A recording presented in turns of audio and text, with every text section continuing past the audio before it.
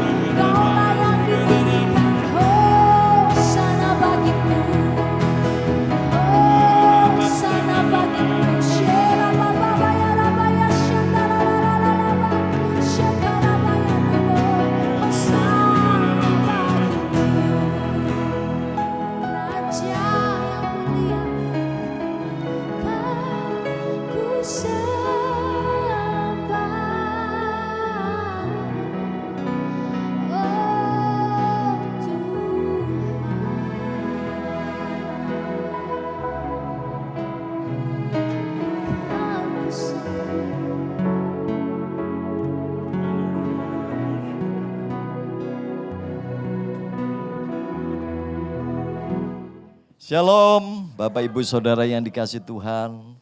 Sungguh satu kehormatan bisa menyampaikan firman Tuhan di hadapan Bapak Ibu Saudara yang mulia.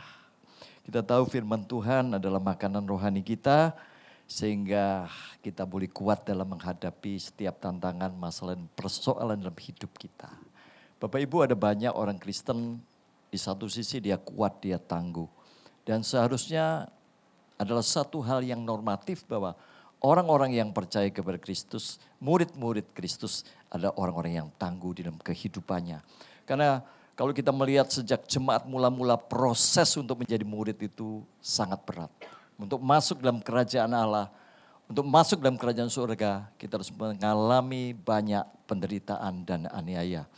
Jadi kalaupun sekarang ada masalah pandemi, beberapa waktu yang lalu 2-3 tahun boleh kita lewati ya, sekalipun kita sempat juga mengalami syok karena kita tidak bisa lagi beribadah.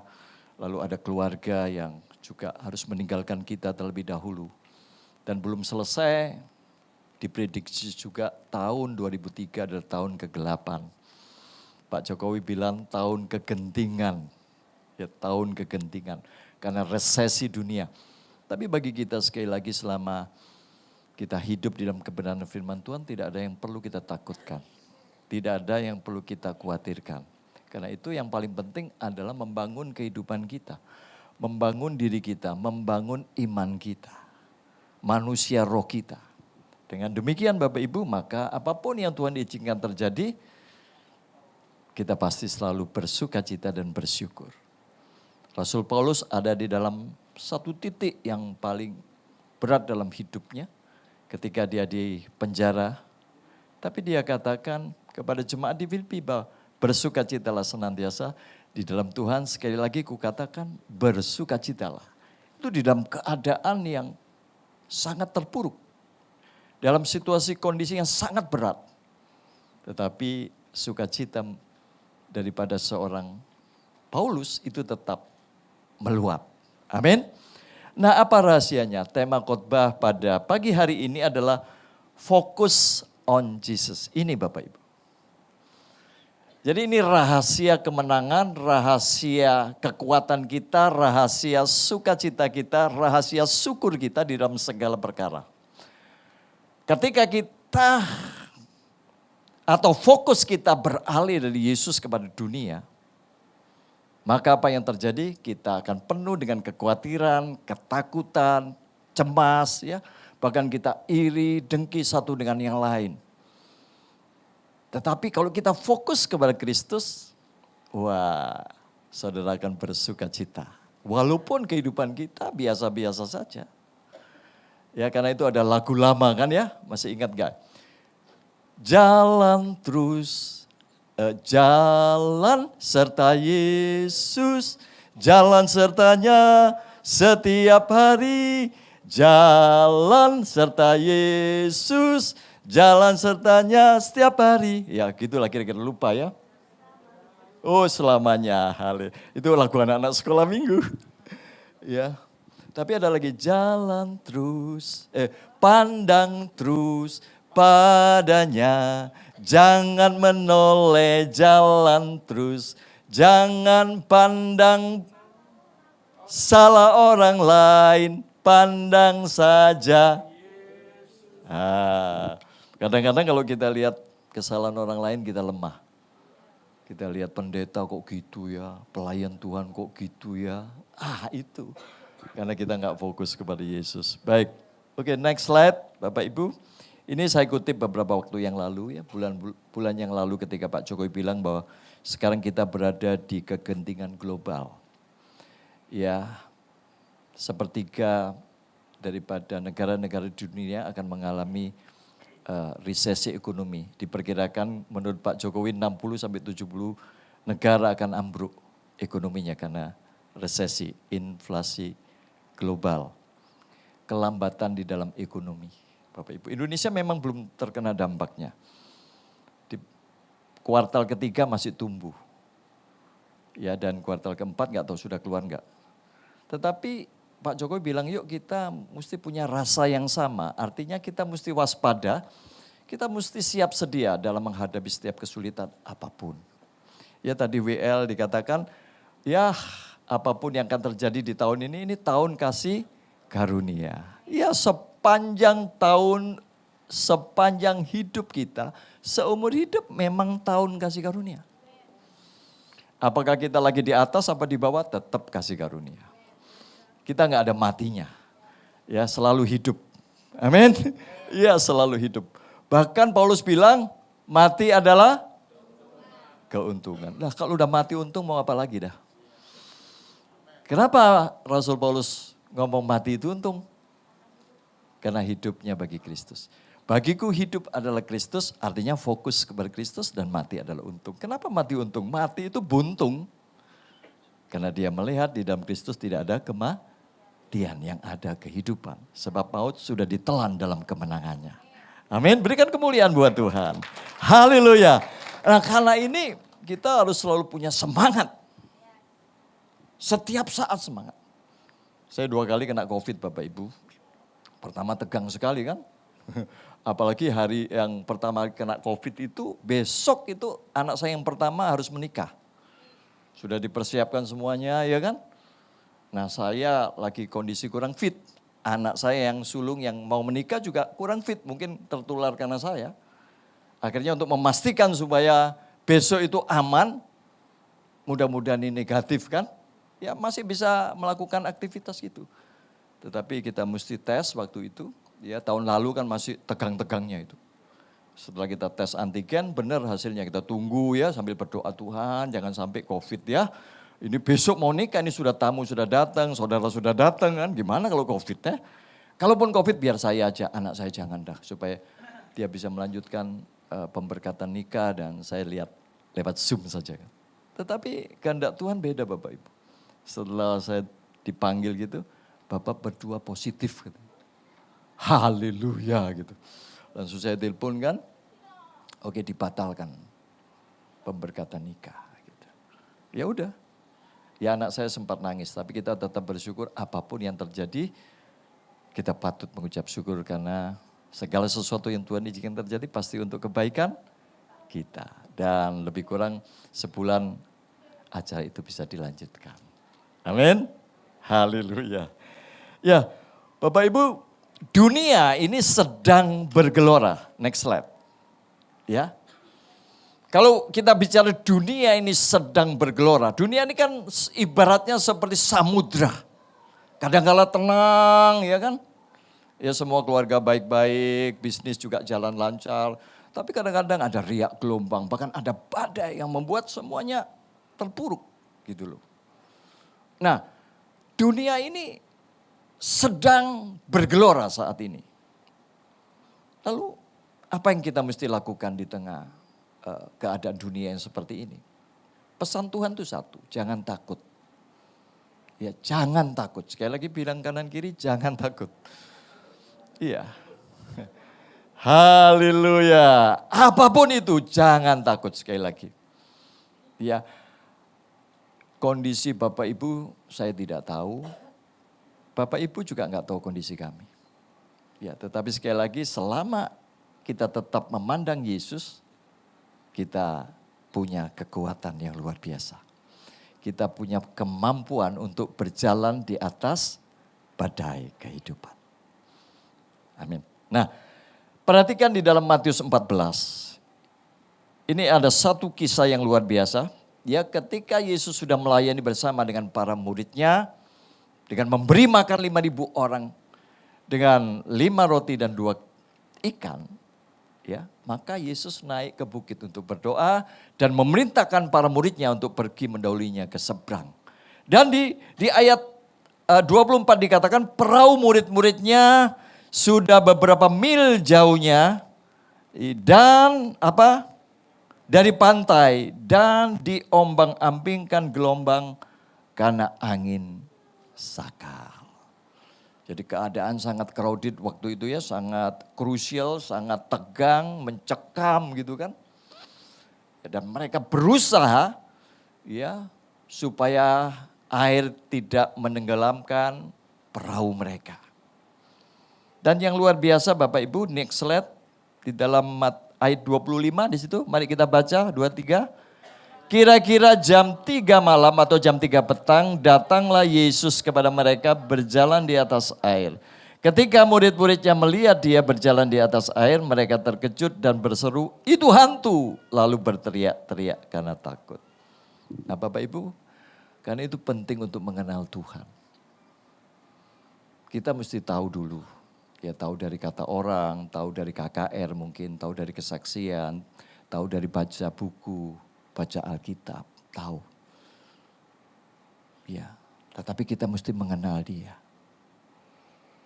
Karena hanya banyak orang tahu, Yesus kan cuma nabi. Dia hanya manusia. Dia enggak tahu bahwa dia adalah Allah yang menjadi manusia. Dan di dalam kemanusiaannya, dia memang punya visi untuk menebus kita. Dia datang memang untuk mencurahkan darahnya karena tanpa darah tidak ada pengampunan dosa. Kan itu kita enggak cukup kita mesti kenal benar siapa Yesus. bukan hanya dari buku, bukan hanya dari Alkitab tentunya sebagai sumber yang otentik dan valid, akurat, bisa dipercaya karena ini firman Allah. Tetapi juga dari pengalaman kita sehari-hari.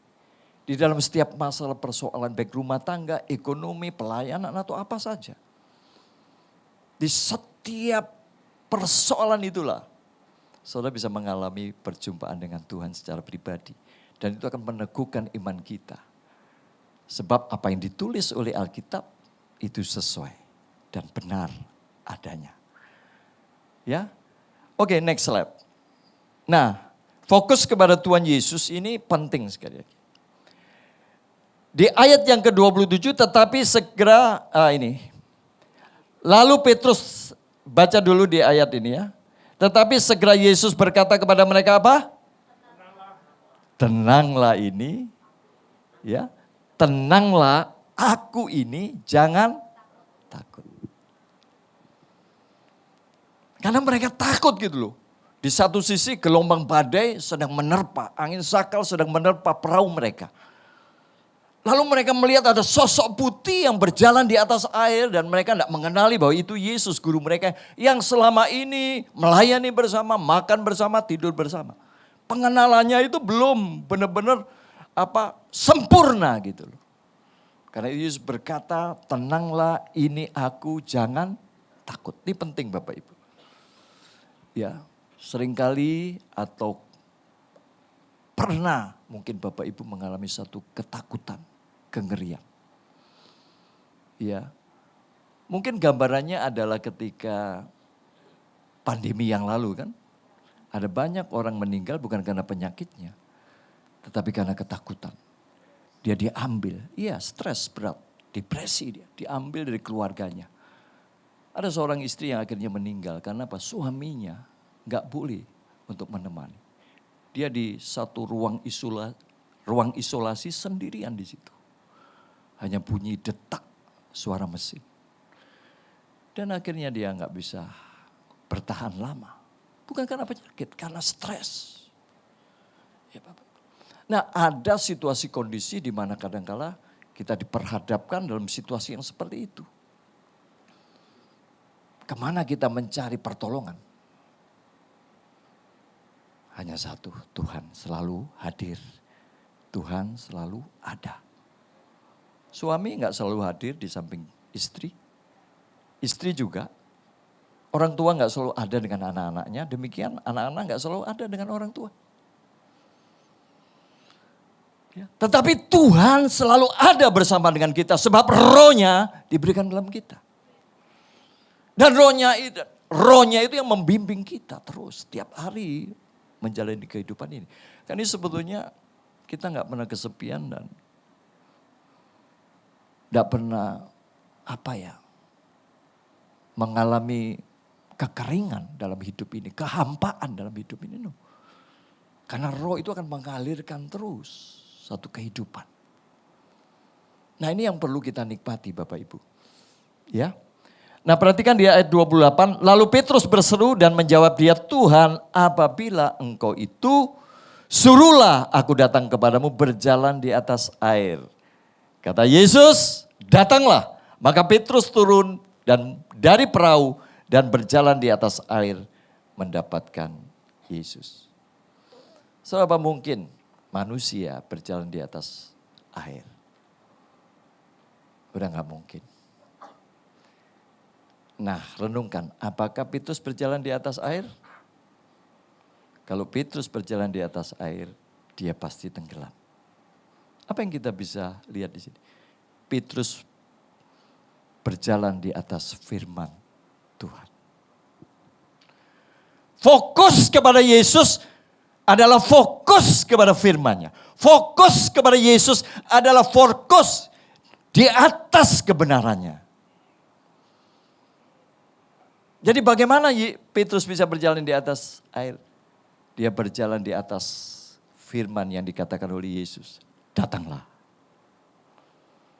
Berdasarkan firman datanglah itu, maka dia datanglah. Dan saya percaya sekalipun di situ ada api, ada jurang, ada air, laut dan sebagainya. dia tetap bisa datang kepada Yesus. Karena Petrus melangkah karena firman, datanglah. Nah ini satu kekuatan Bapak Ibu, bagaimana kalau kita mau fokus kepada Yesus, memang kita mesti fokus kepada firman-Nya. Nah kalau di dalam hati benak kita nggak ada firman, gimana kita mau fokus kepada Yesus? Apakah fokus kepada Yesus lihat gambar Yesus terus? Apakah benar gambar Yesus seperti itu? Itu kan imajinasi. Jadi yang dimaksud fokus on Jesus adalah fokus kepada firman-Nya. Firman-Nya itu selalu ada di benak, di hati kita. Dan hidup kita di-drive setiap hari oleh kebenaran itu dalam kasih karunia dan kuasa Roh Kudus. Karena itu sesuatu yang mustahil itu terjadi. Wah hebat ya Petrus berjalan di atas air. No, kurang tepat. Petrus berjalan di atas firman-Nya. Karena itu mujizat terjadi. Saudara, orang yang berjalan di atas firman, yang hidup berdasarkan firman, mujizat adalah hal yang normatif. Adalah hal yang biasa, adalah hal yang sehari-hari. Tapi kenapa banyak orang tidak mengalami mujizat? Ya mungkin mesti koreksi, apakah saya hidup setiap hari dengan firman-Nya? Apakah yang saya lakukan kehendaknya atau kehendakku? Keinginannya atau keinginanku? Apakah semuanya untuk kemuliaan Tuhan atau kemuliaanku? Nah ini tipis sekali Bapak Ibu. Tipis sekali karena itu kita mesti duduk diam untuk lebih mengenal Yesus. Dan mengenal Yesus gak bisa dibandingkan dengan apapun. Oke, next slide. Nah bagaimana caranya kita bisa mengenal Yesus? Ada 3 hal. Kita belajar dari Rasul Paulus Bapak Ibu. Next. Bagaimana kita bisa memiliki hidup yang berfokus kepada Kristus. Dan mau gak mau, bukan hanya karena tahun ini tahun kegentingan. Bukan masalah itu. Ini mau tahun kelimpahan, ini mau tahun kekeringan. Ini mau tahun apapun juga. Mau gak mau hidup kita mesti fokus kepada Yesus. Kalau kita nggak fokus, ya kita nggak tahu kita mau dibawa kemana. Fokus berarti siap sedia, Bapak Ibu. Nah saya senang dengan Rasul Paulus ini karena dulu fokus hidupnya nggak kepada Kristus. Fokus hidup daripada Saulus lebih tepatnya adalah lahiriah. Kehidupan lahiriah, kaya, diberkati, dihormati, punya pengaruh, punya kuasa di dalam keagamaan. Itu yang dia kejar sejak kecil dan dia capai itu. Makanya kalau kita lihat memang Rasul Paulus katakan kalau ada orang yang berbangga dengan yang lahiriah, aku lebih lagi. Nah berapa banyak daripada kita orang-orang yang mengaku percaya kepada Yesus. Yang menaruh percaya, yang berbangga kepada hal-hal lahiriah. Lebih memperhatikan lahiriah kita daripada yang di dalam. Nah itu adalah orang-orang yang gak fokus Bapak Ibu. Orang-orang yang fokus selalu akan lebih ya. Bukan berarti kita gak memperhatikan yang lahir ini. Tetapi dia akan lebih fokus kepada yang di dalam. Bukan lagi pencapaian ini, no. Itu bukan lagi menjadi ukuran. So perhatikan di dalam Filipi 3 ya. Dikatakan di dalam ayat yang keempat, saya nggak cantumkan di PowerPoint, tapi saya akan bacakan buat kita semua. Sekalipun aku juga ada alasan untuk menaruh percaya pada hal-hal lahiriah. Jika ada orang lain menyangka dapat menaruh percaya pada hal-hal lahiriah, aku lebih lagi.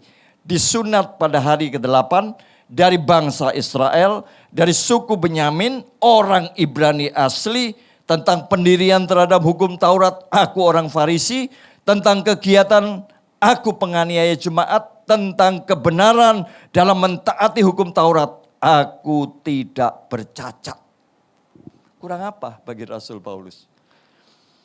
Kurang apa bagi Saulus dalam prestasi seperti itu?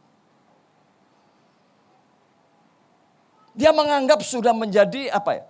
Dia sudah sukses dalam hidupnya. Uang mengalir terus. Dia dihormati di mana-mana. Dia punya pengaruh dan kuasa. Bukankah itu sukses? Lahirianya luar biasa. Dan dia bangga itu. Karena itu dia mengejar orang-orang Kristen sampai di Damsyik. Stefanus dirajam batu, dieksekusi atas persetujuan daripada Saulus. Tapi Tuhan membaliknya 180 derajat. Ketika dia mengejar orang-orang Kristen yang dianggap penyesat. Semua pengikut Yesus kan dianggap sesat. Karena Yesus adalah penyesat. Dia kejar itu, dia mau tangkap, dia mau eksekusi. Tapi dalam perjalanan ke Damsyik, dia bertemu dengan Yesus melalui sinar yang terang. Dan dia jatuh rebah. Dan tidak bisa melihat selama 3 hari. Disitulah ada suara yang berseru. Saulus, Saulus, mengapa engkau menganiaya aku?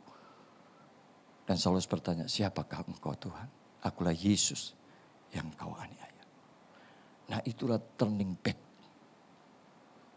Mata rohaninya itu terbuka. Bahwa Yesus adalah Tuhan. Dan Yesus itu hidup. Dan Yesus itu penuh dengan kasih karunia. Maka orang sejahat Saulus ini, dia mendapat kasih karunia. Wih, kena aku jadi Yesus tak petek pun ya. Tak permainkan paling tidak kan. Ini kurang ajar nih. Sudah menganiaya tetapi kasih karunia itu luar biasa. Itulah kasih Tuhan kita Bapak Ibu. Ya. Nah, di dalam ayat yang ke-7 dikatakan, tetapi apa yang dahulu merupakan keuntungan bagiku, sekarang kuanggap rugi karena Kristus. Jadi pencapaian dia sebagai orang Farisi, kebanggaan sebagai orang Israel. Dalam mentaati hukum Taurat dia tak bercacat. Wah itu kan satu kebanggaan. Tapi itu dianggap rugi. Gak berarti karena pengenalannya akan Kristus. Fokusnya berubah Bapak Ibu. Nah berapa banyak orang Kristen, dia Kristen maafin. Saya Kristen.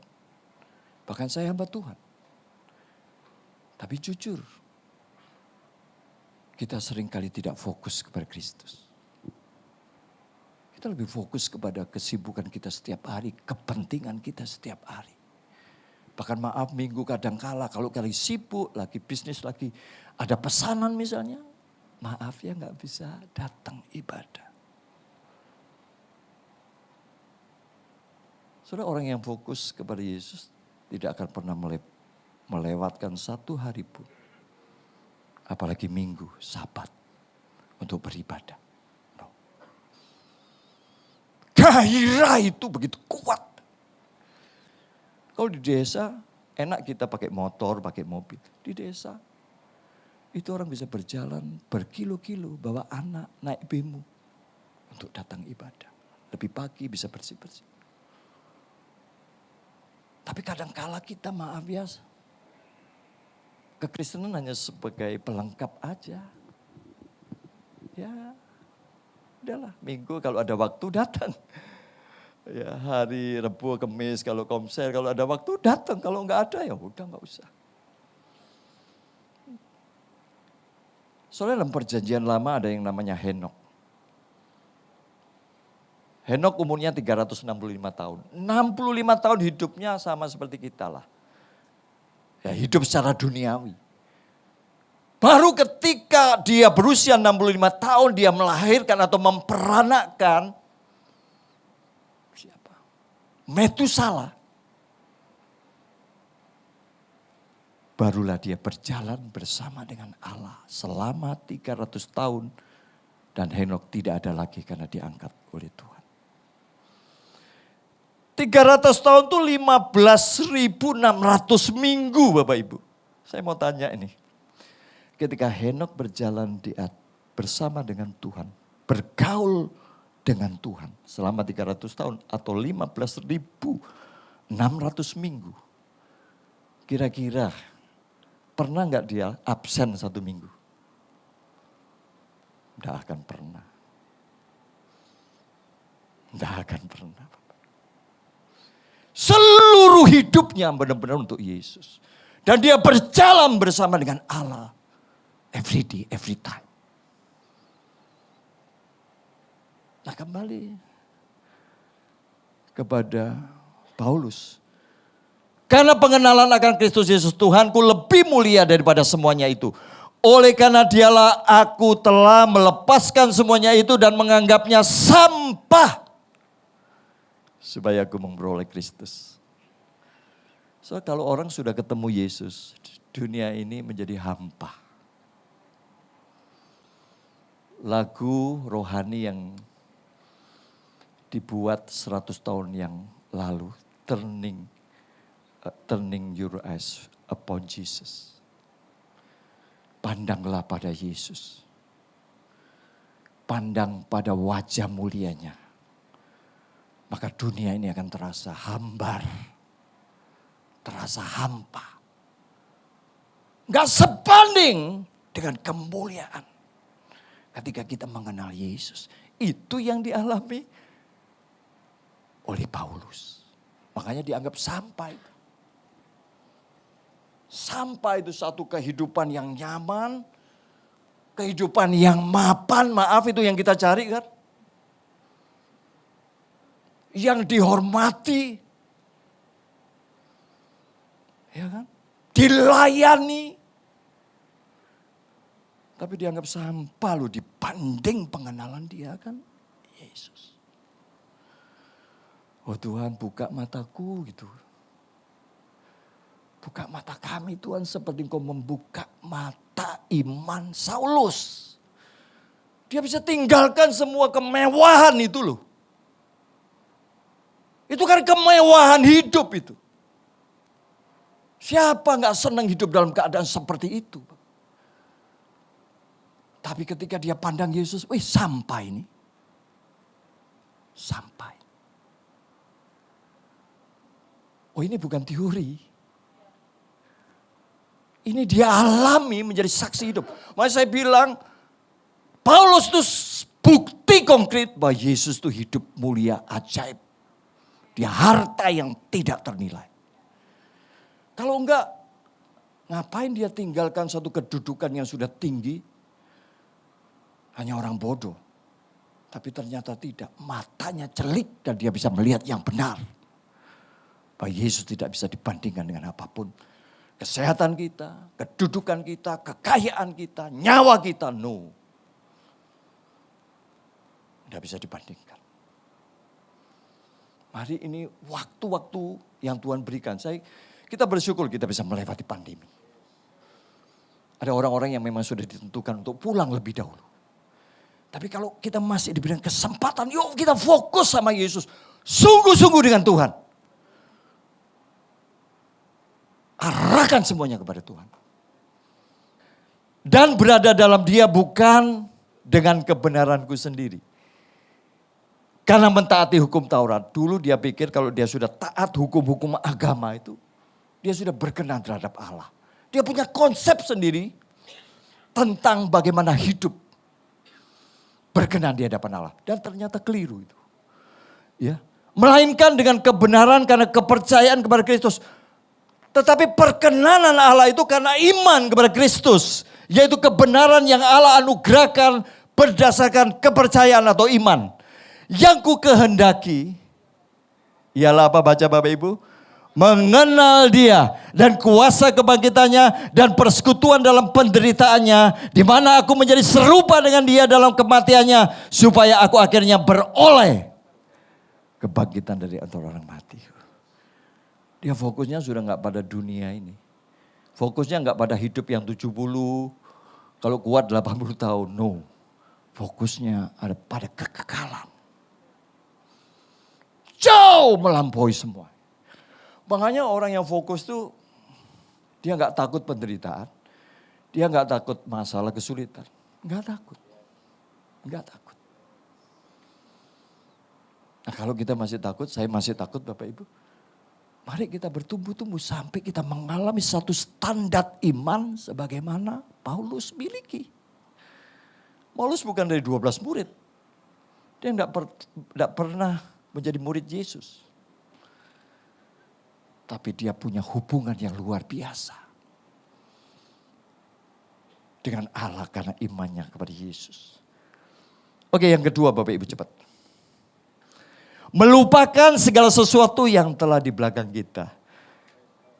Amin. Entahkah itu kesuksesan kita, kegagalan kita, whatever ya. Atau keinginan kita ini loh. Keinginan kita yang ingin yang duniawi itu. Ingin yang lahiriah itu, udah lupakan. Sekarang arahkan hati kita kepada Kristus. Itu yang dimaksud melupakan apa yang di belakangmu. Bukan seolah-olah aku telah memperoleh hal ini atau telah sempurna, melainkan aku mengejarnya. Kalau aku dapat juga menangkapnya karena aku pun telah ditangkap oleh Kristus Yesus. Kita semua sudah ditangkap kan, amin? Oh iya, gak gampang loh percaya Yesus. Bener loh, gak gampang loh kalau saudara bisa percaya Yesus itu kasih karunia. Ya, saudara-saudara, aku sendiri tidak menganggap bahwa aku telah menangkapnya atau belum sempurna begitu. Aku udah hebat gitu, no. Tetapi ini yang kulakukan, aku melupakan apa yang telah di belakangku dan mengarahkan diri kepada apa yang di hadapanku. Melupakan semua yang di belakang itu. Pencapaian dia dan keinginannya untuk jadi orang hebat gitu loh. Dia lupakan semuanya itu. Nah, itu gak penting, itu sampah itu. Oh, dihormati orang bagi kita ya, itu penting itu. Dihormati, dihargai, dilayani ya. Itu penting bagi banyak orang-orang di dunia ini. Kadang-kadang kalau kita gak dilayani dengan baik, pindah kok kita. Masuk di restoran gitu, waduh pelayanannya, pindah. Gereja asarnya kurang ramah, besok cari lagi gereja. Muter dia cari asar yang baik, yang nyembah-nyembah dia gitu. Di sini untungnya gak ada kan? Gak ada di sini. Sama seperti di Yesus juga gak ada. Amin. Amin. Ya kan? Melupakan apa yang telah di belakangku. Dan mengarahkan kepada Yesus. Udah apa yang sudah hilang, udah lupakan. Ya kan? Udah lupakan. Life is go on. Udah jangan ingat-ingat masa lalu. Arahkan hati kita kepada Yesus. Mata iman kita kepada Yesus. Amin Bapak Ibu. Amin ya. Yang terakhir. Next slide. Dan berlari-lari kepada tujuan untuk memperoleh hadiah, yaitu panggilan surgawi dari Allah dalam Kristus Yesus. Yang ketiga, mengarahkan diri kepada Tuhan Yesus dan mengejar panggilan surgawi.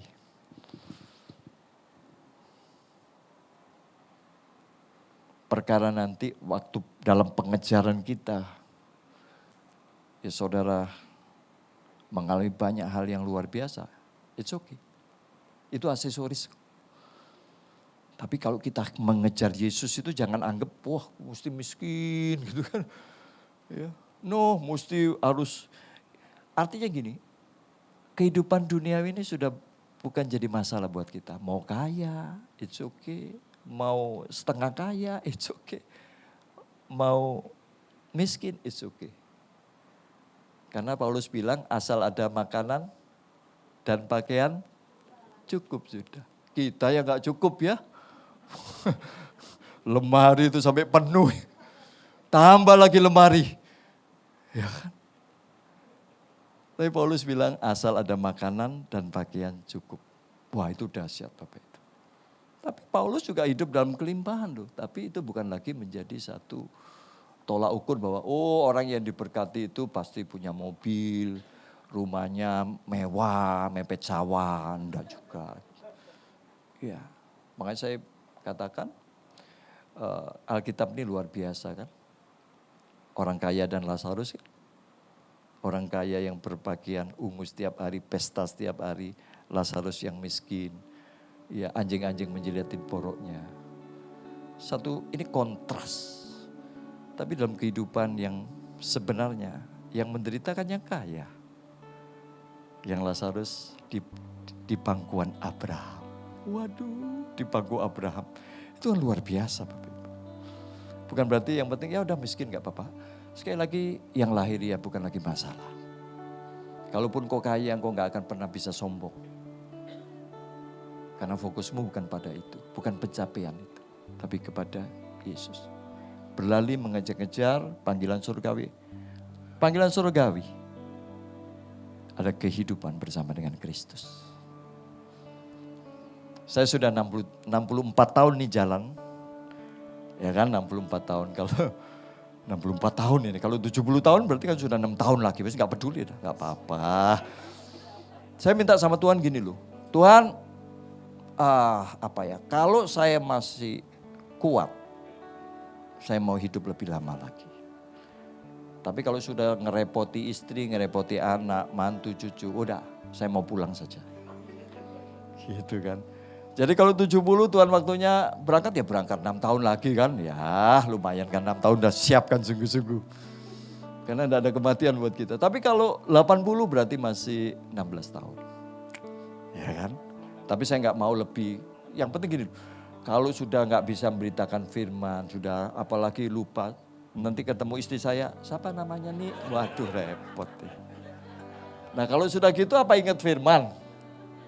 Nah yang kita takutkan bagi saya ya, saya nggak takut lupa istri. Namanya misalnya. Tapi kalau lupa firman itu berapi benar. Kita nggak tahu rule-nya gitu. Makanya ada banyak orang yang nggak bisa ngampuni orang yang menyakitinya karena dia nggak tahu firman. Ampuni dia, berbuat baik kepada orang yang menganiaya. Tapi karena firman itu nggak rema, kok enak diampuni. Pembalasan lebih kejam daripada perbuatan. Kamu, ya hidup kita akhirnya semua berputar-putar seperti itu Bapak Ibu. Tapi sekali lagi mari kita fokus kepada Yesus. Pandang terus padanya. Jangan menoleh jalan terus. Jangan pandang pada dunia. Jangan pandang pada badai dunia. Pandang saja Yesus. Baru jangan pandang salah orang lain. Pandang salahmu dewe. Iya ya aku udah lebih baik dari dia. Kan enak gitu kan. Atau gini pandangnya mungkin. Dia dipakai Tuhan untuk membentuk aku. Ya aku punya kasih agape enggak gitu kan. Dia tapi sering kali buat salah. Iya supaya ngetes firmannya kamu harus mengampuni 70 kali 7 kali. Berarti aku mesti terima kasih sama dia. Iya dong kasih angpau dong. Jadi orang yang sering nyakit itu suruh aku kasih bakpao, angpau. Iya, nah gitu. Ya dah aku mau kasih. Kan happy terus kita. Nah kalau happy terus umur panjang dong. Haleluya. Oke baik Bapak Ibu. Selanjutnya biar Roh Kudus yang menerjemahkan buat kita. Tapi pesan Tuhan sekali lagi gak usah takut, gak usah khawatir. Tentang apapun juga. Mau suamimu, istrimu, anak-anakmu mungkin. Bisnismu, pelayananmu. Kesehatanmu mungkin. Gak usah takut, gak usah khawatir. Tuhan sudah jamin hidup kita di dalam kekekalan. Mari kita bangkit berdiri Bapak Ibu. Oh ya ada satu slide ya kita baca. Slide terakhir, ayat terakhir. Gimana supaya kita gak lemah, supaya kita kuat. Ya di dalam Ibrani, di situ dikatakan. Bisa ditampilkan maaf. Ibrani 12 ayat 2 dan 3. Mari kita baca bersama-sama 2, 3. Marilah kita melakukannya dengan mata yang tertuju kepada Yesus yang memimpin kita dalam iman dan yang membawa iman kita itu kepada kesempurnaan, yang dengan mengabaikan kehinaan tekun memikul salib ganti sukacita yang disediakan bagi dia yang sekarang duduk di sebelah kanan tata Allah. Ingatlah selalu akan dia yang tekun menanggung bantahan yang sehebat itu terhadap dirinya dari pihak orang-orang berdosa, supaya jangan kamu menjadi lemah dan putus asa. Amin. Mari kita berdoa.